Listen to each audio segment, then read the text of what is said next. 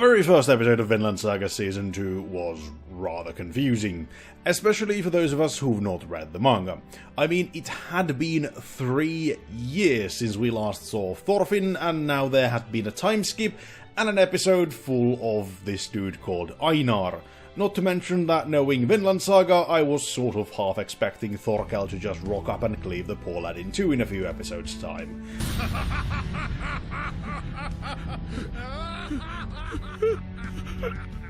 But for once, Vinland Saga didn't immediately turn to the bloody, like one may have come to expect from Season 1. Well, at least not quite to that extent. Hello, you beautiful people, and welcome. So yeah, Vinland Saga continues to show us the wonderful world and society of early medieval Denmark from the charming point of view of its less than fortunate members. Slaves.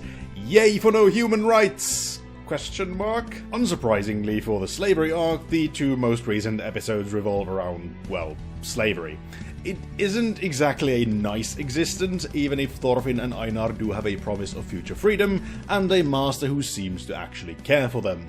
But then again, Vinland Saga was never about the niceties in life. Most of episode 2 revolves around life, really, and it almost felt slice-of-life-y in a way that hammers home how the main characters in it are the lowest of the low, and how everything is generally terrible. Honestly, that was pretty much all there was to the second episode, and that being said, while I would be all for a grim historical slice of life, somehow I get the feeling that that is not the endgame for our boy Thorfinn. And it seems like episode 3 confirms that. In episode 2 we were first introduced to the Master's young son, who is unsure of his place in life. Not quite a man, but thinking himself one and dreaming of the glory of battle while not knowing the horrors of it. And that is what episode 3 mostly revolves around, as the warriors protecting the farm tell the young master that one can easily turn from a boy to a man by killing another. And what better target for this than property? That is to say, slaves. Honestly, this episode was all about showing us just how far Thorfinn had fallen from the boy full of rage and vengeance that we came to know in the first season. That, and letting us better understand the young master. Even if I'm still not quite convinced that he's not about to get shanked to death sooner rather than later. Touching quickly on the main pair of Season 2, Einar and Thorfinn.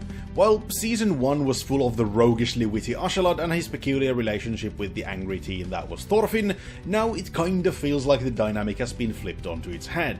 Thorfinn, while still a young lad, feels like the adult, while the physically larger and I'm suspecting older Einar is the man-child here, acting like a teenager, getting flustered by girls, immediately turning from gloom to hopeful and lively the moment things even go slightly his way, and I do find Einar's naivety rather endearing. And now that I'm actually starting to like Einar, I'm sensing Thorkel sneaking around with his axe ready to chop him down to size. Anyway, we are now a few episodes into Vinland Saga's slavery arc, and none of the questions the viewers were left with at the end of Season 1, or the new ones that have arisen since, have yet to be answered. That being said, I do feel like we are slowly getting somewhere with the latest episode. After all, blood flows once more, and the story of Thorfinn is one written in blood. But with that, do let me know what you think in the comments below of the continuation of Makoto Yukimura's Viking epic in its anime form. Were you wrong-footed by the change of pace, or are you privy to the secrets of the manga? If you like this, like it, dislike if you didn't, subscribe for more anime goodness, and check the links in the description if you want to engage with me outside of YouTube. With this, I have been Cheese, and I hope to see you next time. Ta-ta for now.